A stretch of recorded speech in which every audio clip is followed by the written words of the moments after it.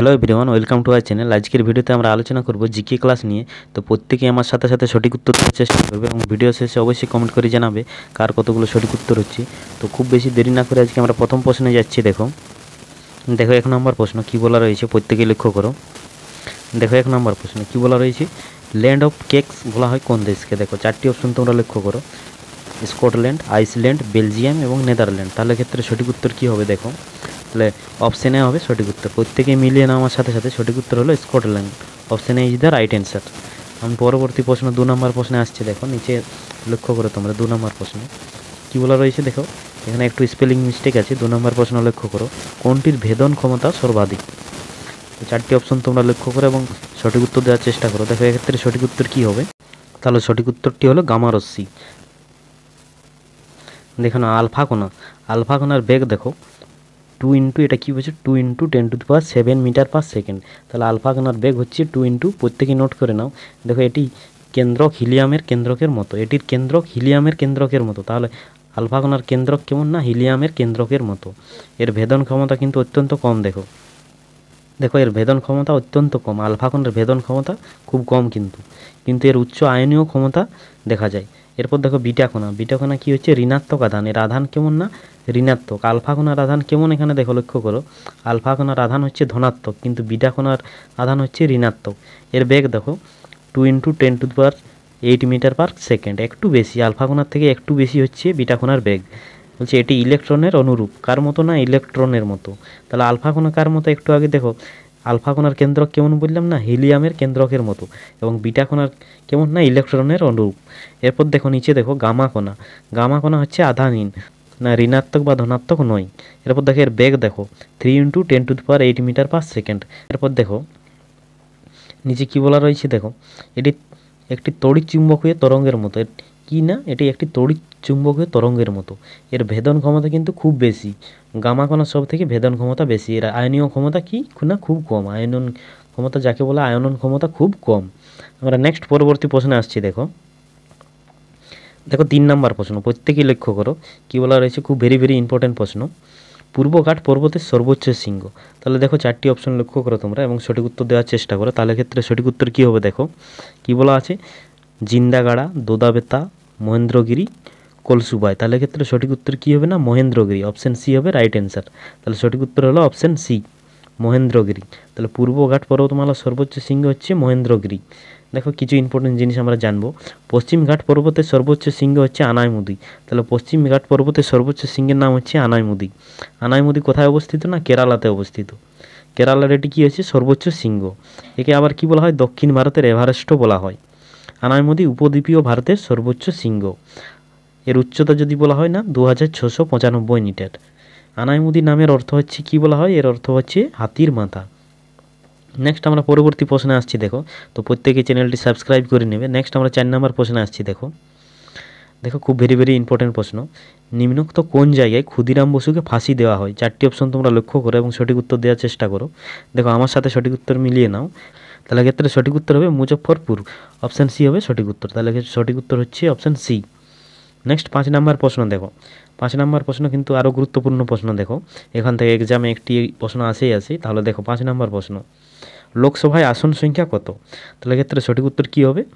দেখো option B হবে সঠিক উত্তর। প্রত্যেকেই মিলিয়ে নাও। দেখো লোকসভার আসন সংখ্যা হচ্ছে 543টি। তাহলে সঠিক উত্তর হলো 543। প্রত্যেকেই মনে রাখবে কত না, 543। লোকসভার আসন সংখ্যা হচ্ছে 543। দেখো কি বলা রয়েছে, ভারতের সংসদের নিম্নকক্ষ হলো লোকসভা। লোকসভাকে আমরা কি বলি না, নিম্নকক্ষ। লোকসভা হচ্ছে নিম্নকক্ষ এবং উচ্চকক্ষ কাকে বলা হয় না, রাজ্যসভাকে বলা হয় উচ্চকক্ষ। দেখো লোকসভা হচ্ছে নিম্নকক্ষ। এই নিম্নকক্ষে সব থেকে আসন সংখ্যা কোন স্টেটে বেশি না, কোন রাজ্যে বেশি না, উত্তরপ্রদেশে সব থেকে বেশি 80টি আসন আছে এবং পশ্চিমবঙ্গে কতটি আছে না, 42টি। দেখো বর্তমানে, এরপর আমি বলি রাজ্যসভা নিয়ে। রাজ্যসভার মোট আসন সংখ্যা হচ্ছে 245টি। কোটি না, 245টি। তার মধ্যে কি 233 জন হচ্ছে বিভিন্ন রাজ্য ও কেন্দ্রশাসিত অঞ্চল থেকে এবং 12টি রাষ্ট্রপতি নিজে মনোনীত করতে পারেন।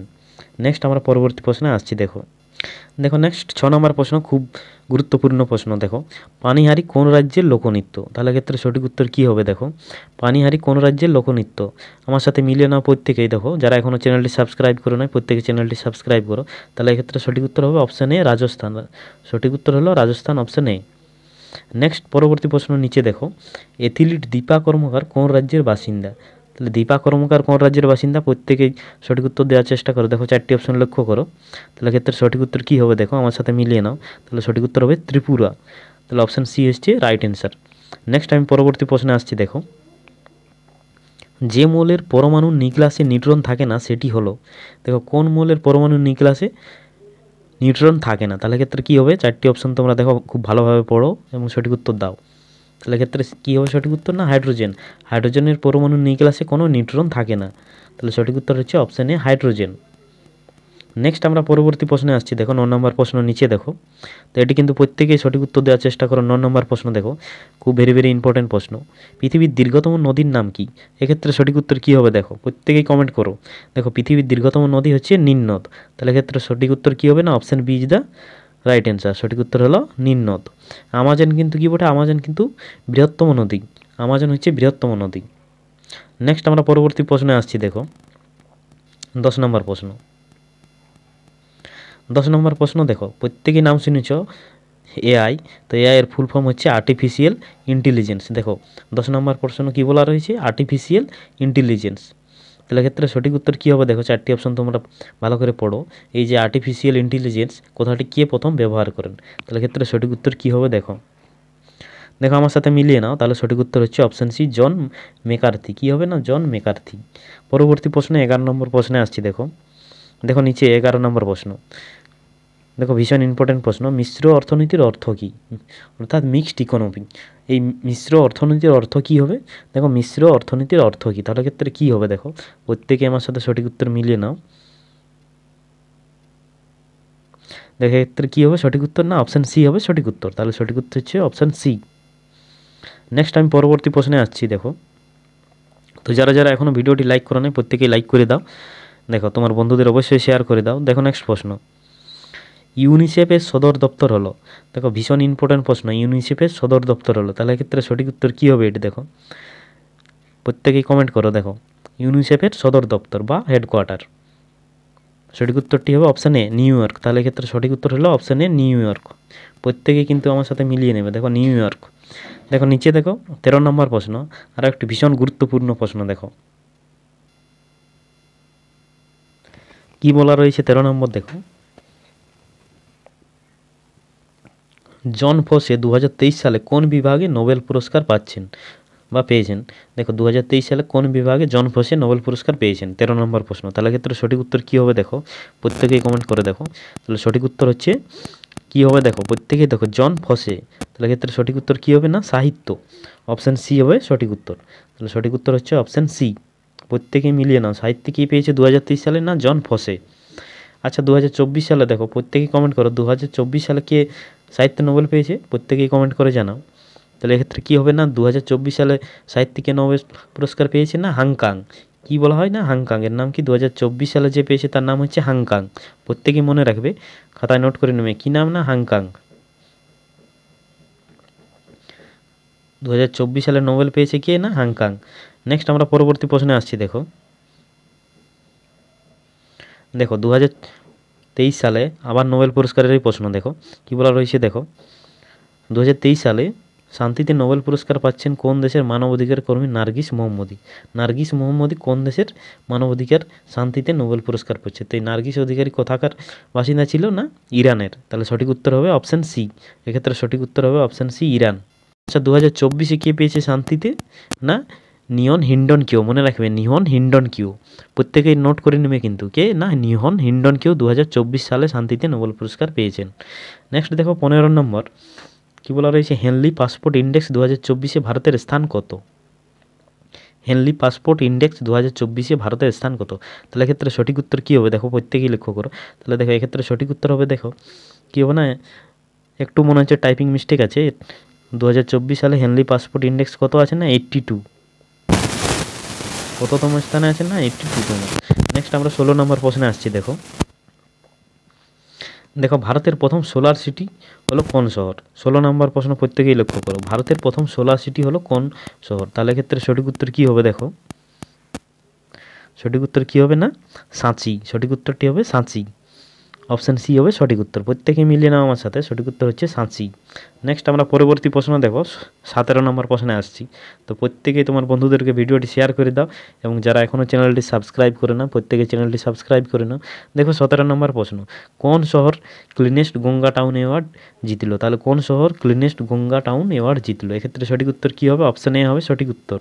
কে না বারাণসী, সঠিক উত্তর হবে বারাণসী। নেক্সট আমরা পরবর্তী প্রশ্নে আসছি, অর্থাৎ 18 নম্বর প্রশ্ন দেখো। দেখো খুব ভেরি ইম্পর্টেন্ট প্রশ্ন, কি বলা রয়েছে দেখো, 2026 সালে G20 সাবমিট হোস্ট করবে কোন দেশ? 2026 সালে G20 সাবমিট হোস্ট করবে কোন দেশ? তাহলে দেখো প্রত্যেকে সঠিক উত্তর মিলিয়ে নাও। 2026 সালে G20 সামিট হোস্ট করবে কোন দেশ? না আমেরিকা। অপশান ডি হবে সঠিক উত্তর। নিচে দেখো 19 নম্বর প্রশ্ন, দেখো আরও একটু ভীষণ গুরুত্বপূর্ণ প্রশ্ন, লক্ষ্য করে দেখো, কোথায় ইন্ডিয়ান আর্মির নতুন হেডকোয়ার্টার স্থল সেনা ভবন তৈরি হচ্ছে? তাহলে এক্ষেত্রে কী হবে সঠিক উত্তর দেখো, 19 নম্বর প্রশ্ন, খুব গুরুত্বপূর্ণ প্রশ্ন কিন্তু। এক্ষেত্রে সঠিক উত্তর হবে নিউ দিল্লি। তাহলে সঠিক উত্তরটি হলো অপশান ডি। আমাদের লাস্ট প্রশ্ন 20 নম্বর প্রশ্নে আসছি। দেখো দেখো আরও একটি ভীষণ গুরুত্বপূর্ণ প্রশ্ন, সাম্প্রতিক ঘূর্ণিঝড় বুলবুলের নামকরণ করেছে কোন দেশ? দেখো প্রত্যেকেই দেখো বুলবুলের নামকরণ করেছে কোন দেশ? তাহলে ক্ষেত্রে সঠিক উত্তরটি কী হবে দেখো, প্রত্যেকেই কমেন্ট করে জানাও। তাহলে সঠিক উত্তরটা হবে পাকিস্তান। অপশান সি হবে সঠিক উত্তর। সঠিক উত্তরটি হলো পাকিস্তান নামকরণ করেছেন বুলবুল ঝড়ের। তো এই ছিল আমাদের 20টি প্রশ্ন। যদি ভিডিওটি ভালো লাগে প্রত্যেকেই চ্যানেলটি সাবস্ক্রাইব করো, তোমার বন্ধুদের অবশ্যই শেয়ার করো। পরবর্তী ভিডিওতে আরও ভালো প্রশ্ন নিয়ে আসছি। ধন্যবাদ।